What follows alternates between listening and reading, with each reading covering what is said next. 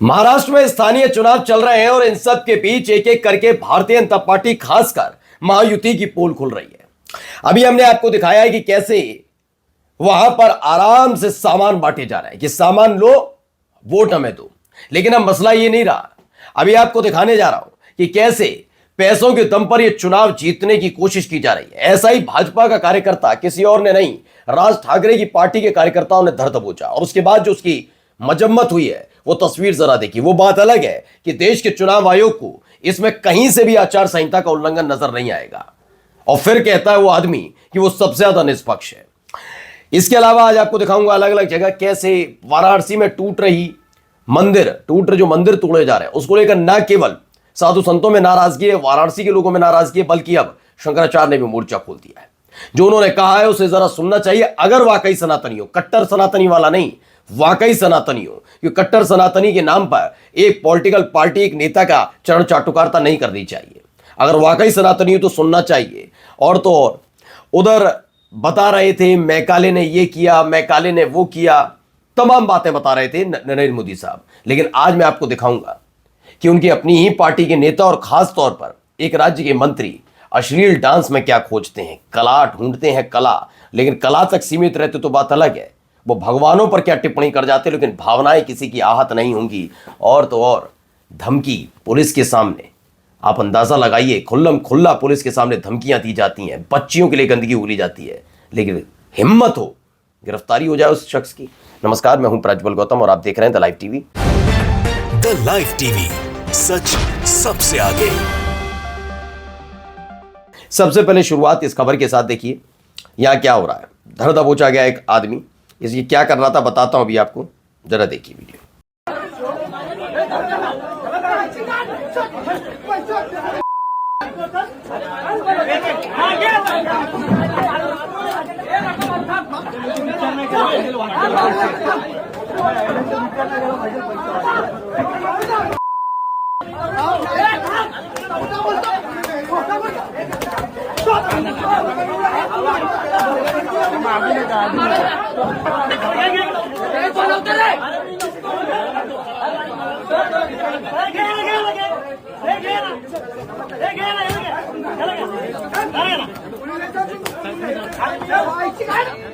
तो ये जो पिट रहे हैं ये बीजेपी के कार्यकर्ता हैं, जो पीट रहे हैं वो मनसे के कार्यकर्ता हैं। मैं पहले तो आपको स्पष्ट कर दूं, आपका अपना चैनल द लाइव टीवी किसी भी तरह की हिंसा का विरोध करता है। हिंसा, कानून को तोड़ना, संविधान का उल्लंघन करना, जबकि संविधान की धज्जियां उड़ाने का काम खुद संविधान की शपथ लेने वाले करते हैं।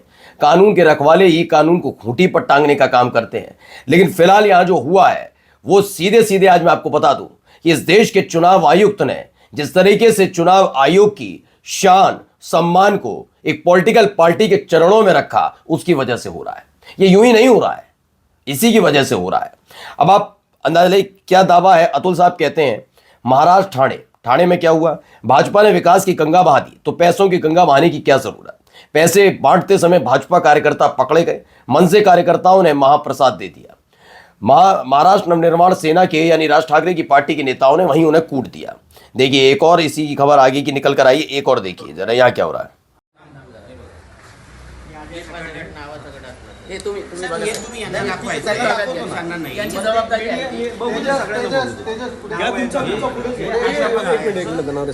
अशा पद्धतीची यादी असते आणि कोणाला कोणाला पैसे दिले ते टिक केलेलं आहे याच्यावर, ए आणि बी। हा, हे बघा नाव आहे, हे सगळं टिक केलेलं आहे इथे।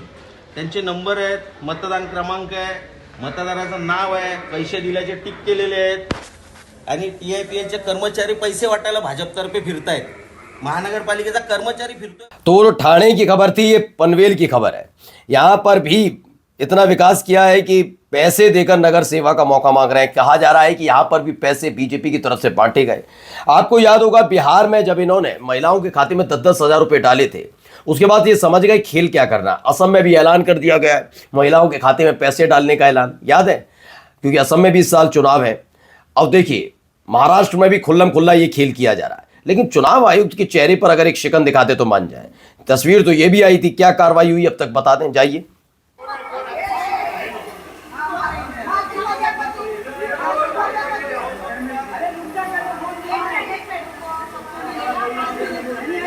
अब चुनाव का कोई मतलब नहीं रह गया। वाकई सोचिए, मिक्सर बांटे जा रहे हैं, पैसे बांटे जा रहे हैं खुल्लम खुल्ला, और इस देश के चुनाव आयुक्त ज्ञानेश कुमार को थोड़ी भी शर्म नहीं बाकी है।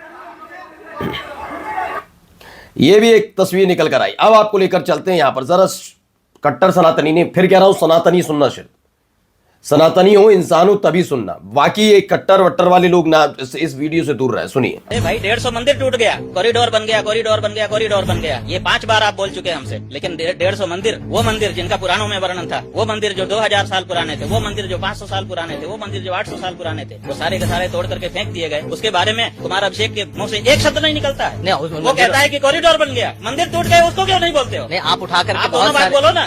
घटना दोनों घटी है, 150 मंदिर तोड़े गए हैं और कॉरिडोर बना है। आप केवल एक चीज बोलते हो, कॉरिडोर बन गया, कॉरिडोर बन गया। 150 मंदिर तोड़ गए, नेस्त नाबूद हो गए, उसको क्यों नहीं बोलते हो? हमको ये बताओ। महाराज जी, आप वहाँ से वही बात है, आप एक पक्ष बोलोगे, दूसरा पक्ष छोड़ दोगे। जो पक्ष हमको चोट पहुंचा रहा है उस पक्ष की बिल्कुल। मंदिर जो टूट गए, कॉरिडोर बनाने के लिए किसने कहा, किसकी मंशा थी? नरेंद्र मोदी साहब की, उनका ड्रीम प्रोजेक्ट।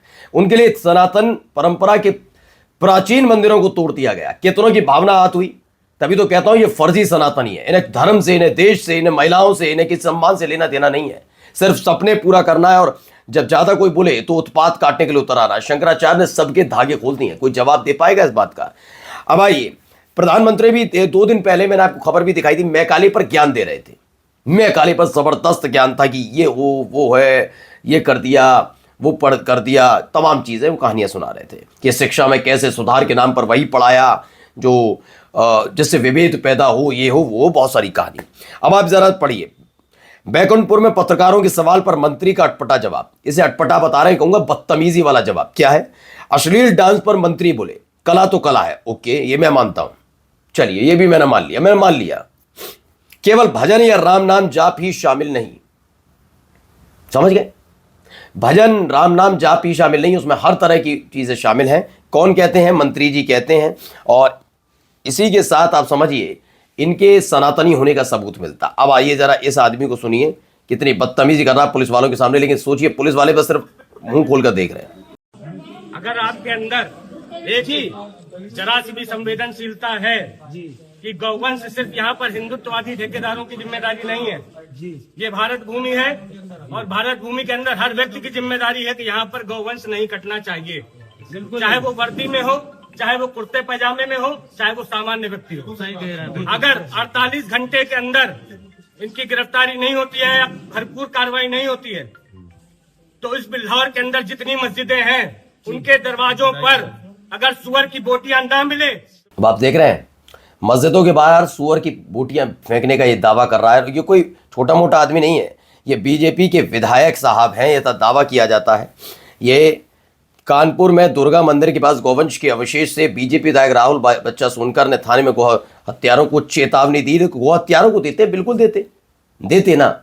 लेकिन तुम्हें कैसे पता बच्चा सोनकर कि ये सारा का सारा किया धरा मुसलमानों का है? किसने तुमसे कह दिया क्या? और अगर तुम ही हो तो हटा दे रहे हैं। थाना, पुलिस, ये ईडी, सीबीआई सब हटा दे, तो तुम ही बन जाओ, आ जाओ।